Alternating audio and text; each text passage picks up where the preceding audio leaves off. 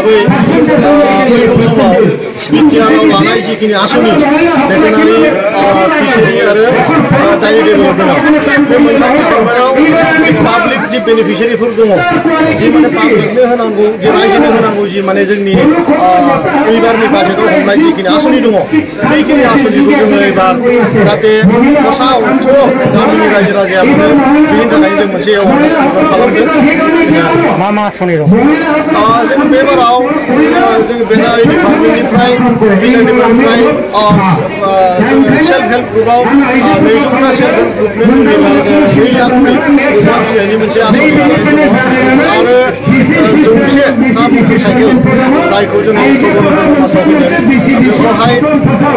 जाहाथे गोथौ माने जायगानि जि ना बेफारिफोर दङ बे ना बेफारिफोरा जाहाथे गोरलैयैनो नाखौ लानानै टाउन सहराव फानफैनो हायो बा गामि गामि ओनसोलाव नाया जाहाथे मोजाङै थानानैनो रायजोआ जाहाथे मोनजाहैनो हायो बेनि सुबिदानि थाखाय 100 खान बाइक आरो लोगोसे न' जि मोनसे माने फिसारि जावनायनि मोनसे आसनि बे आसनिखौ जोङो रायजो राजानो हरनानै होदों फैगौ समाव सेन्ट्रेल गभर्नमेन्टआ जि जोंनो मोनसे रां हरनो नागिरदों बे रांजों जाहाथे जोंनि जि माने गामि ओनसोलनि गोथौ ओनसोलनि रायजो राजा जाहाथे मोनथियो बे न'खर जावनायनि मोनसे आसनि फैगासिनो दङ आरो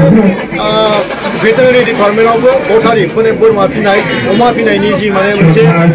जांख्रिथाय लाबोनो जों जुजिगासिनो दङ बे जांख्रिथायनि थाखायबो बे गिबि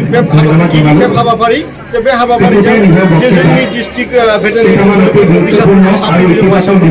बिथांमोनाव बे साननै सानथाम बा सानबानि गेजेराव मोनसे फर्म फैगोन आरो बे फर्मखौ बिथांमोनहा मोजाङै प्रपारलि जाहाथे एप्लाइ खालामनो हायो बेनि सांग्रांथि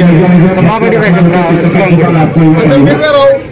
माबायदि रायजोखौ जोङो डिस्ट्रिक्टलि जों बुंदों माने जायफोर सेंग्रा सिख्लाफ्रा साख्रि लानो हायाखै बा जायफोर सेल्फ हेल्पफोरा ज' जानानै गावनि गसंथायनि थाखाय जुजिगासिनो दङ बे गासैबो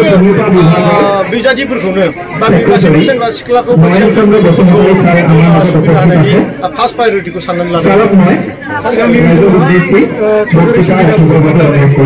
रांफोरखौ आरो जेनेबा बोरमा अमा जिखिनि खौरां मोनो नोंगौ इन्डिभिजुवेलि मानसिफ्रानो माने बेखौ मोजां इउटिलाइज खालामो बेनि सायाव जों बे बाराव बेखायनो बेखौबो जोङो थोंजोंहै एबार थांनाय समाव जि डिसिखौ जों मनिटरिं खालामनायनि खोथा बुंदों बेखायनो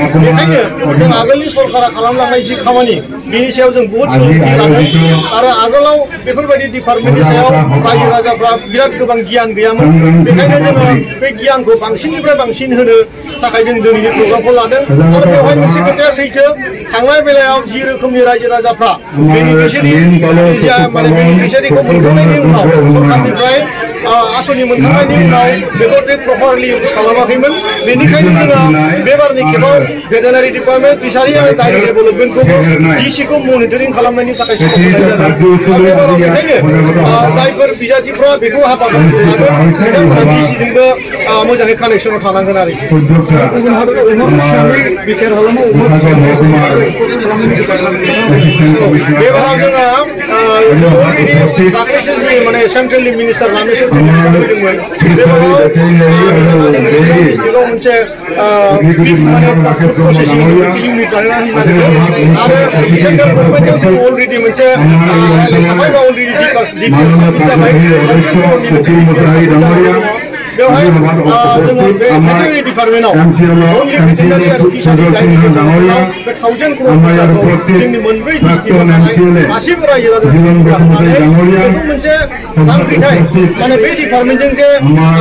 खालि गावनि माने उदैल' नङा गासैबो माने ओनसोलखौबो जे डेभेलप खालामनो हायो लाइक इउपि राजस्थानाव जे रोखोमनि अमा फिनाय आरो मोसौ फिनायखौ मोनसे ट्रेडिसनेल हिसाबै लानानै दं आरो जों बेखौ बुजियो जोंनि बे समाजा खास करि जोंनि बर' समाजा अमा फिनाया जोंनि ट्रेडिसनेल आरो बे बिराद मोनसे पटेनशियेल बेजोंहाय जों बिराद थाबैनो जोङो पिकआप खालामनो हागोन आरो जोंनि बिटिआरआव बे मोनब्रै डिस्ट्रिक्टआव जों मोनसे नामदांखा मोनसे अमा फिग्रा बा मोसौ फिग्रा नामदांखा खालामनो हागोन आरो बेखौनो जों बांसिन गोसो होनांगौ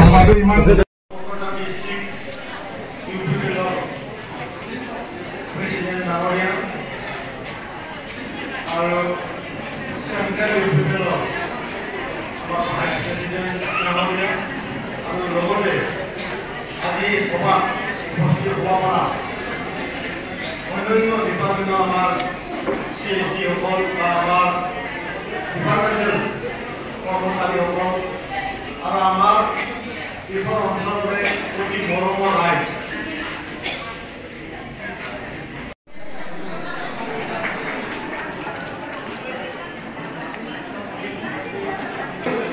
এই সজাগতা সভাৰ অনুৰোধে সাপেক্ষে আপোনালোকক এটা কথা জনাওঁ আপোনালোকক অনুৰোধ কৰিছোঁ অলপ ডিষ্টেঞ্চ মেইনটেইন কৰি কৰিব আৰু মাস্ক যাতে কৰে